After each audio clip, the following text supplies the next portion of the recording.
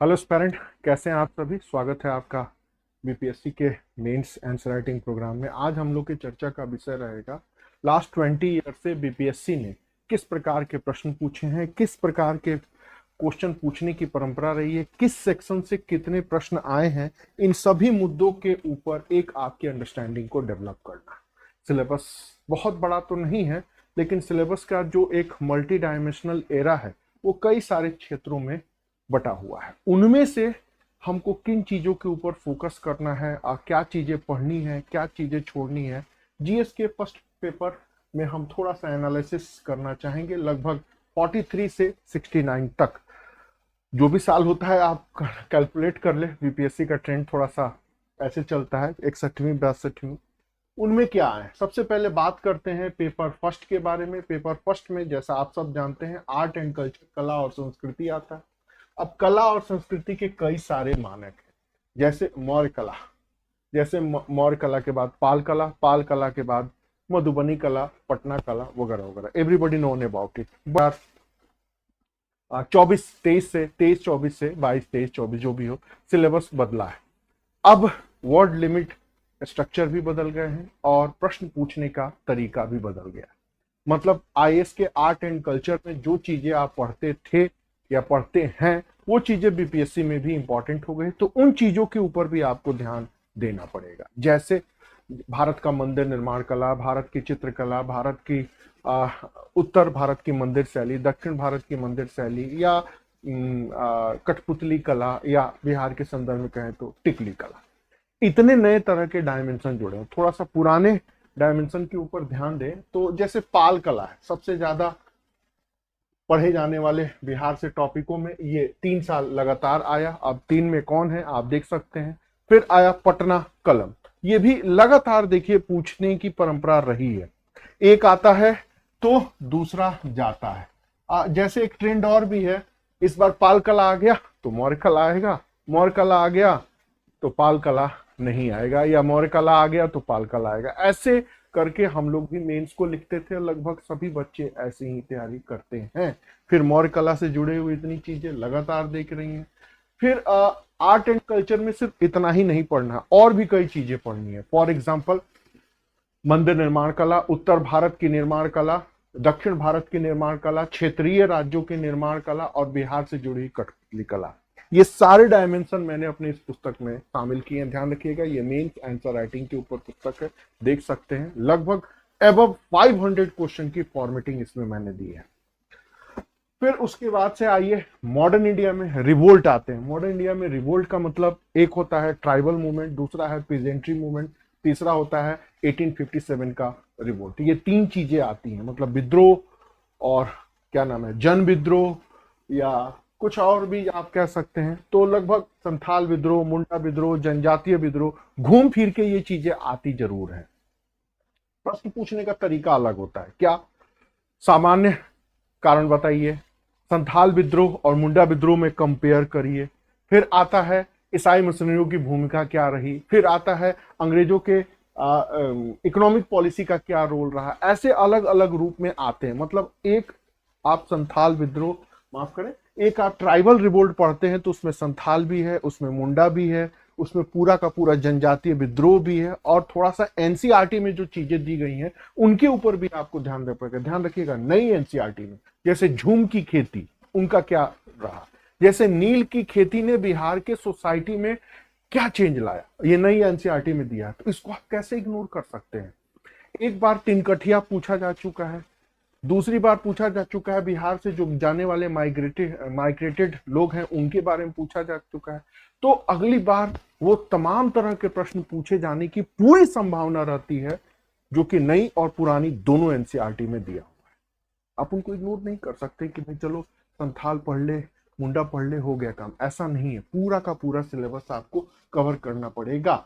तो संथाल भी है, यहाँ मुंडा भी है, और 1857 भी है, और कुंवर सिंह भी है, बिहार की भूमिका है। बट 1857 के विद्रोह के ऊपर कुछ नई चीजें आ गई हैं। जैसे फॉर एग्जाम्पल इसका स्वरूप दक्षिण भारत तक भी आ गया है, इसका स्वरूप पूरे भारत तक भी आ गया है।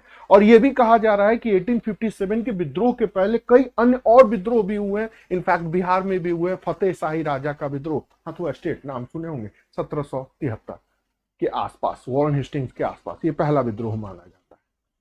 तो इन सब का लिंकेज आपको देखना है, इन सब के बारे में। और सबसे बड़ी बात, इस विद्रोह को जिंदा करने वाले नायकों में है विनायक दामोदर राव सावरकर, जिनके ऊपर वाद और विवाद का दौर जारी है। भारत के होम मिनिस्टर ने एक शब्द कही कि अगर सावरकर नहीं होते तो 1857 का विद्रोह भी नहीं होता। बिल्कुल सही बात है। ये वही सावरकर हैं जिन्होंने इस विद्रोह को जिंदा करके दिखाया। पूरी संभावना है कि सावरकर से जोड़ करके हिस्टोग्राफी, मतलब जो इतिहास के लेखन पर विचारधारा चल रही है, उसके पूछते, क्योंकि everybody known about it, what is the responsible factor of 1857 and the role of Veer Kunwar Singh, impact of 57। हाँ, 1857 के विद्रोह के बाद बिहार में क्या बदलाव आया? 1857 के विद्रोह ने बिहार के समाज और अर्थव्यवस्था में किस प्रकार के चेंजेस लाए और पॉलिटिकल अवेयरनेस, राजनीतिक जागरूकता को करने में क्या रोल प्ले किया, इसके बारे में आपको जानकारी होनी चाहिए। अब आते हैं फ्रीडम स्ट्रगल के रूप में। अब फ्रीडम स्ट्रगल में सब लोग जानते हैं क्या, नेशनल मूवमेंट शुरू होता है तो 1857, वही बिपिन चंद्रा मार्ग का जो हिस्ट्री है। फिर उसके बाद नेशनलिज्म, राइज ऑफ नेशनलिज्म, उदारवादी काल, उग्रवादी काल, गांधी काल, और जितने मूवमेंट हैं उनके बारे में एक आम अंडरस्टैंडिंग। ये ट्रेडिशनल तरीका है, पिछले 20 सालों से आईएएस में यही अप्रोच चल रहा है, बट थोड़ा सा बदलाव करना पड़ेगा। जैसे चंपारण सत्याग्रह, चंपारण सत्याग्रह ने नेशनल मूवमेंट को कैसे मोटिवेट किया? चंपारण सत्याग्रह ने गांधीयन आइडियोलॉजी को कैसे एस्टैब्लिश किया? चंपारण सत्याग्रह ने नेशनल मूवमेंट को किस प्रकार डायरेक्शन दिया? Do you agree? क्या आप सहमत हैं कि चंपारण सत्याग्रह गांधीवादी आंदोलन का पहला प्रयोग था? चंपारण सत्याग्रह ने गांधीवादी विचारों को भारतीय राजनीति में प्रतिष्ठापित किया। चंपारण सत्याग्रह ने बिहार में राजनीतिक जागरूकता को जन्म दिया। चंपारण सत्याग्रह ने बिहार के सामाजिक संरचना में बदलाव लाया। अरे भाई, 7-8 प्रश्न तो ऐसे ही आए हुए हैं। सबके ऊपर आइडियोलॉजी होनी चाहिए और सबका आंसर अलग अलग होगा। अब आप, कौन नहीं जानता कि गांधी जी 3 कठिया प्रथा के लिए गए, कहां से कहां गए, क्या क्या उन्होंने किया और कैसे क्या हुआ, नील की खेती का क्या हुआ। लेकिन बीच बीच में आ जाते हैं बतख मियां पीटी में, तो कभी कुछ तो कभी कुछ। लेकिन चंपारण सत्याग्रह पर जितने प्रश्न आए हैं, अगर आपने उसके ऊपर अंडरस्टैंडिंग डेवलप नहीं की और अकॉर्डिंग टू क्वेश्चन को नहीं लिखा, आपको मार्क्स नहीं मिलेंगे। कारण जितने बच्चे बीपीएससी दे रहे हैं, जितने बच्चे बीपीएससी में शामिल हो रहे हैं, कौन नहीं जानता चंपारण सत्याग्रह के बारे में? आप चंपारण तो उतरिए और एक रिक्शे वाले से पूछिए कि भैया चंपारण काहे फेमस है, तो वो कहेगा चंपारण मटन के लिए फेमस है और दूसरा गांधीयन मूवमेंट के लिए। बाद में आएंगे मनोज वाजपेयी और उनका सूल और दिलवालों का दिल का कटार लूटने मैं आई हूं और यूपी बिहार लूटने, ये भी चंपारण में ही शूट हुआ था। बहुत सारी चीजें हैं। जैसे एक बच्चे से पूछा गया यूपीएससी के इंटरव्यू में और आईएएस के इंटरव्यू में कि भाई चंपारण क्यों फेमस है, तो उसने ये उत्तर दिया कि सर आज चंपारण फेमस है चंपारण मटन के लिए, आज चंपारण फेमस है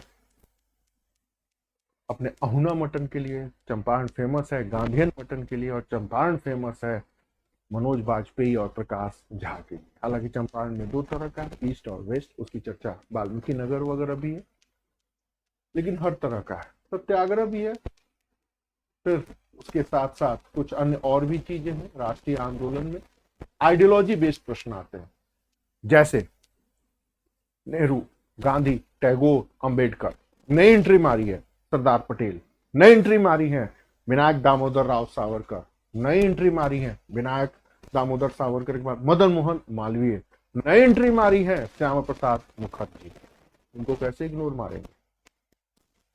और सबसे बड़ी जो संभावना है वो है आपकी सरदार पटेल और सावरकर की। Define role of Savarkar in Indian politics, क्योंकि सावरकर की विचारधारा से सिर्फ भारत ही नहीं बिहार भी प्रभावित हुआ। अब गांधी जी तो अनलिमिटेड है। गांधी जी के बारे में आप कहेंगे तो गांधी जी का स्वराज है, गांधी जी का राम राज है, गांधी जी का धर्म संबंधी विचार, शिक्षा संबंधी 17-18 सेक्शन बन जाते हैं आइडियोलॉजी में। उसी तरह टैगोर है,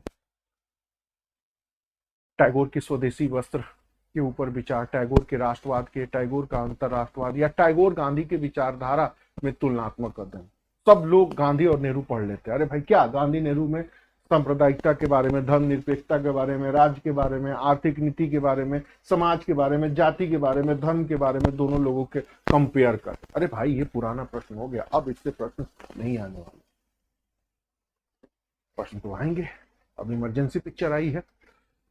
मोदी सरकार के टाइम ड्यूरेशन में पिछले 10 साल के सोशल मीडिया के इस युग में नेहरू जी और नेहरू जी की पॉलिसियों की कैसी धज्जियां उड़ाई गई, आपको छुपा नहीं, everybody known about it. But यहां पर जब आप मेंस लिख रहे हैं ना, तो आपको एकदम बैलेंस अप्रोच लेके चलना पड़ेगा। नेहरू जी से गलतियां हुई, नेहरू जी गलत नहीं थे, यही अप्रोच रख लीजिए। नेहरू जी की चीन संबंधी पॉलिसी पर धज्जियां उड़ रही है, कश्मीर पर धज्जियां उड़ रही हैं, सेकुलरिज्म पर धज्जियां उड़ रही हैं, इकोनॉमिक पॉलिसी की हाई तौबा मची हुई है, वैज्ञानिक पॉलिसी की हाई तौबा मची हुई है, हर जगह नेहरू के ऊपर गोलियां चल रही हैं। अब बात की इंदिरा गांधी जी के ऊपर, कंगना रनौत की नई पिक्चर आ गई है। उसमें जो इंदिरा जी के 3 बड़े डिसीजन है, एक पाकिस्तान का निर्माण, दूसरा इमरजेंसी पीरियड और तीसरा खालिस्तान मूवमेंट, ये 3 के अलावा और भी कई सारी बातें हैं जो इमरजेंसी मूवी आपके सामने लेके आएगा। ठीक उसी तरह पिछले 10 साल से नेहरू और नेहरूवन पॉलिसी के ऊपर उंगली उठ रही है। अगर सवाल सीधे आता है कि भारतीय राजनीति में नेहरू जी के योगदान का मूल्यांकन करें, तब आपका उत्तर क्या होगा? या पर्टिकुलर सेकुलरिज्म से पूछ ले कि नेहरू जी के धर्मनिरपेक्षता संबंधी पॉलिसी या सेकुलरिज्म रिलेटेड पॉलिसी को एस्टिमेट कर इनकी आलोचना क्यों होती है? अगला प्रश्न, जम्मू कश्मीर के ऊपर नेहरू जी की नीतियों का मूल्यांकन करें, क्या आपको लगता है कि इसमें उनकी आलोचना होनी चाहिए? या मूल्यांकन करिए, आलोचनात्मक व्याख्या करिए, टिप्पणी करिए, कमेंट करिए, एनालाइज करिए। ऐसे करेंगे, हंस जाएंगे, हाथ जल जाएगा। और मैं दावे के साथ कह सकता हूं, मैंने अपनी इस पुस्तक में लिखा भी है 2 साल पहले, कि उत्तर लिखने के पहले बैलेंस अप्रोच का रहना बहुत जरूरी है। गांधी जी के चंपारण सत्याग्रह का कोई असर नहीं पड़ा, सच्चाई यही है, आप माने या ना माने। उसी तरह नेहरू जी के पूरा दोष है कश्मीर के मामले को उलझाने में। नेहरू जी का पूरा दोष है भारत और चीन के संबंधों में जानबूझ के आंख बंद लेना और पराजय होना, पूरा दोष। और भी कई तरह की चीजें हैं।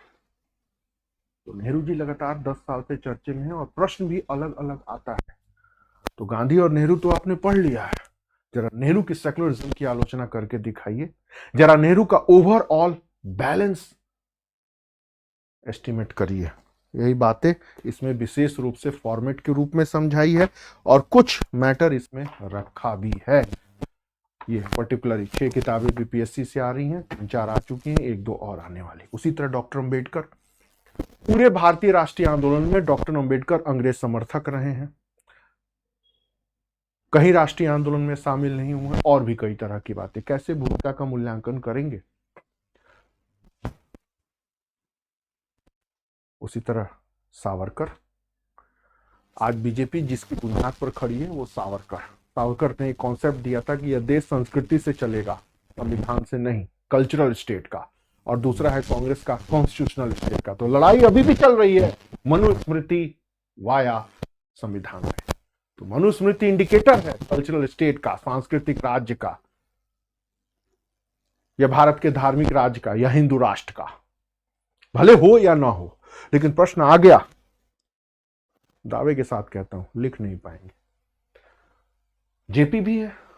जेपी मतलब भारतीय राष्ट्रीय आंदोलन, समाजवाद के बिहार में राजनीतिक जागरण करने वाले, भारत के पिछड़ी जातियों को गोलबंद करने वाले, कांग्रेस के अग्रवाद के विरुद्ध लोगों को खड़ा करने वाले, विंदेश्वरी प्रसाद मंडल को लेके आने वाले, जगजीवन राम तो बाद में है, कांग्रेस का एक सिर्फ रियल फेस में या दलित चेहरा, भारत की राजनीति में सबसे सक्सेसफुल सीएम के रूप में कर्पूरी ठाकुर को सत्ता के सीट पर बैठाने वाले, लोकतंत्र के डिक्टेटर के सिर्फ लड़ने वाले, लालू प्रसाद, सुशील मोदी से लेकर तमाम तरह के नए राजनीतिक नेतृत्व जो आप देख रहे हैं या जिनकी विरासत आज चल रही है, उसको खड़ा करने वाले, इंदिरा गांधी के तानाशाही के विरुद्ध लड़ने वाले जेपी का योगदान आजादी के पहले, आजादी के बाद, शायद आजादी के बाद अभी भी बहुत ज्यादा है।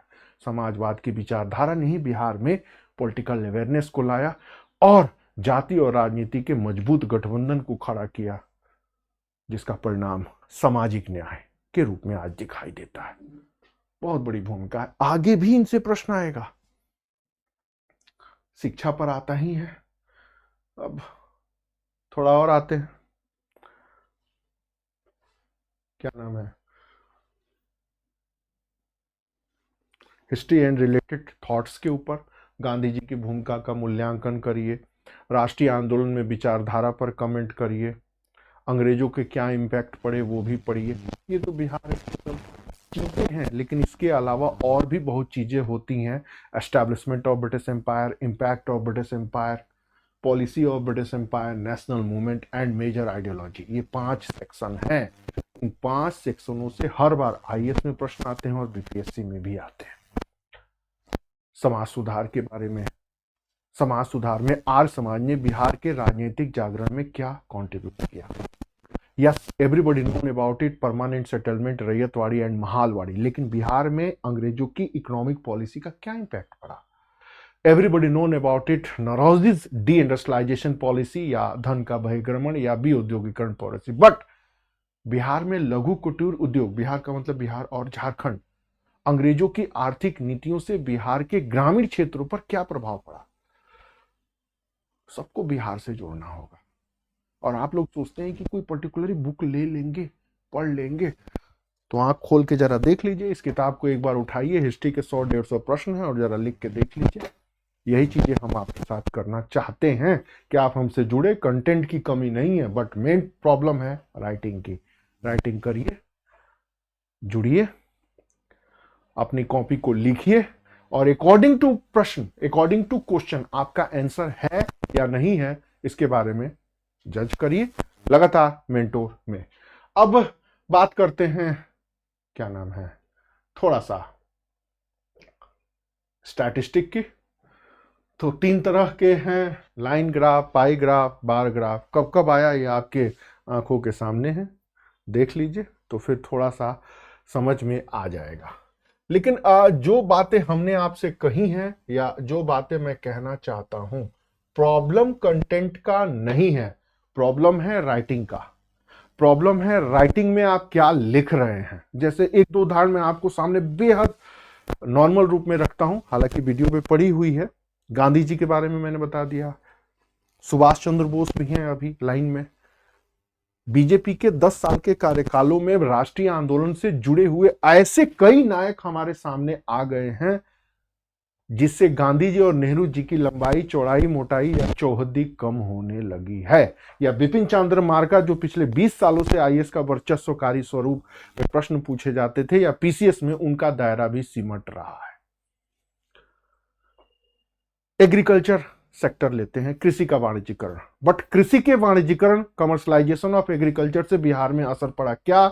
बिहार में पटसन की खेती शुरू हुई, बिहार में तंबाकू लगाए गए, बिहार में नील लगाए गए, बिहार में ड्रैगन फ्रूट्स जैसे स्ट्रॉबेरी टाइप की कुछ चीजें लगाई गई, बिहार के कुछ सीमांचल वाले इलाकों में चाय की खेती शुरू की गई। 10 फैक्ट तो ये हुए।